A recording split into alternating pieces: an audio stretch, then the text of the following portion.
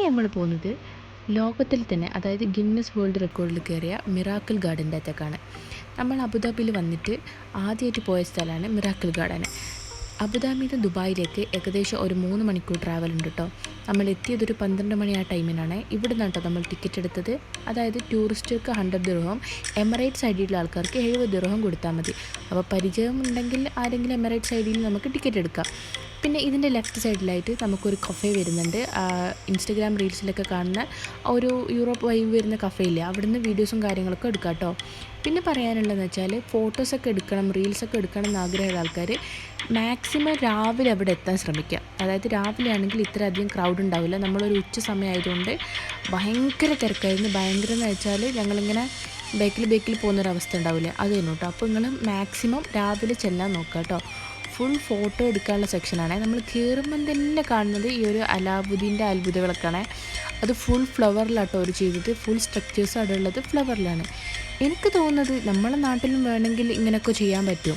കാരണം ഇവർ അത്രയധികം മെയിൻ്റനൻസ് ചെയ്തിട്ട് നന്നായിട്ട് കൊണ്ടു നടക്കുന്നുണ്ടെന്ന് തന്നെ പറയാം.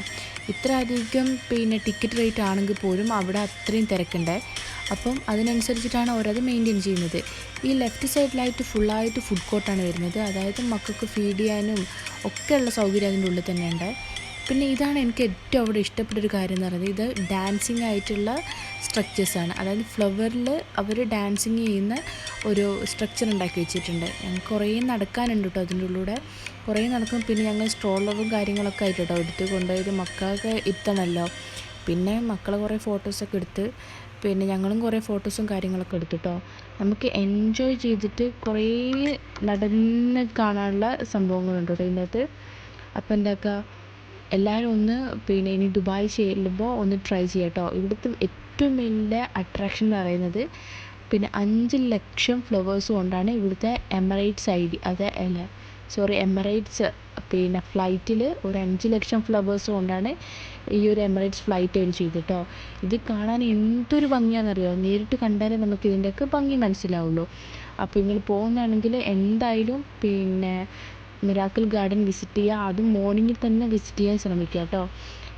ഇഷ്ടംപോലെ ഫോട്ടോ സെക്ഷൻ എടുക്കാനുള്ള സ്ഥലങ്ങളുണ്ട്.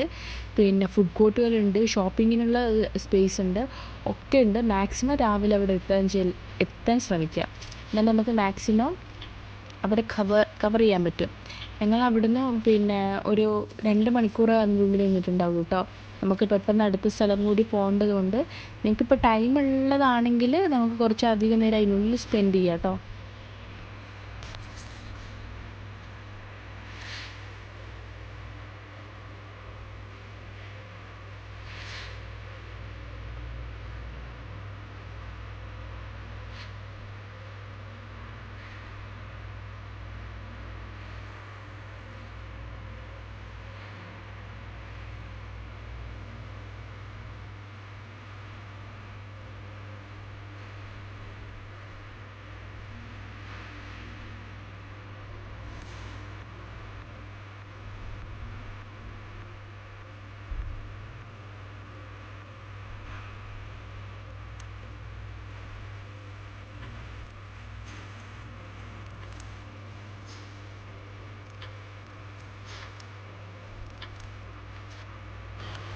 നമ്മൾ ഇഷ്ടം പോലെ ഫോട്ടോസ് എടുത്ത് കഴിഞ്ഞു കേട്ടോ. ഞാനും കുഞ്ഞാത്തയും മക്കളെയും കൊണ്ട് കുറേ ഫോട്ടോസ് എടുത്തിട്ട്, മക്കളെ കൊണ്ട് ഞങ്ങൾ കുറേ നേരം നമുക്ക് അതിൻ്റെ ഉള്ളിൽ നിൽക്കാൻ കഴിയില്ല. കാരണം മക്കളെയും കൊണ്ട് പോകുന്നവർക്കറിയാലോ.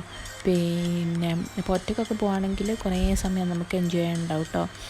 അതുമാത്രമല്ല മക്കൾക്ക് ആ സമയം കുറച്ച് ഹെൽത്ത് ഇഷ്യൂസ് ഉള്ളതുകൊണ്ടേനും നമുക്ക് കുറേ നേരം അതിൻ്റെ ഉള്ളിൽ തന്നെ പിടിച്ചു വയ്ക്കാൻ പറ്റിയില്ല. നമ്മൾ പെട്ടെന്ന് തന്നെ ഒരു 2 മണിക്കൂറായപ്പോൾ നമ്മൾ അതിൻ്റെ അകത്ത് നിന്ന് ഇറങ്ങി കേട്ടോ. പക്ഷെ നമുക്ക് ഒരു രാവിലെ കയറിയ വൈകുന്നേരം വരെ കാണാനുള്ളത് അതിൻ്റെ ഉള്ളിൽ തന്നെ ഉണ്ട്. അത്ര നല്ല എൻജോയ്മെൻറ്റുള്ളൊരു സ്ഥലമാണ് കേട്ടോ ഈ മിറാക്കിൾ ഗാർഡൻ എന്ന് പറയുന്നത്. ഇഷ്ടംപോലെ ഫുഡ് കോർട്ടും ഷോപ്പിങ്ങും ഒക്കെ ഉണ്ട് കേട്ടോ. ഷോപ്പിങ്ങിന് പ്രത്യേകിച്ചിട്ടുള്ള ഏരിയകളുണ്ട്. അങ്ങനെ നമ്മൾ പെട്ടെന്ന് തന്നെ മിറാക്കിൾ ഗാർഡനോട് ബൈ പറഞ്ഞിട്ട് അടുത്ത ഡെസ്റ്റിനേഷനിലേക്ക് പോയിട്ടോ. അപ്പോൾ അടുത്ത ഡെസ്റ്റിനേഷൻ്റെ വീഡിയോ ഞാൻ അപ്ലോഡ് ചെയ്യുന്നതായിരിക്കും യൂട്യൂബിൽ. അപ്പോൾ കാണാത്തവർ എന്തായാലും പോയി കാണുക, ലൈക്ക് ചെയ്യുക, കമൻറ്റ് ചെയ്യുക, എൻ്റെ പേജ് ഒന്ന് ഫോളോ ചെയ്യുക. അപ്പോൾ ബൈ.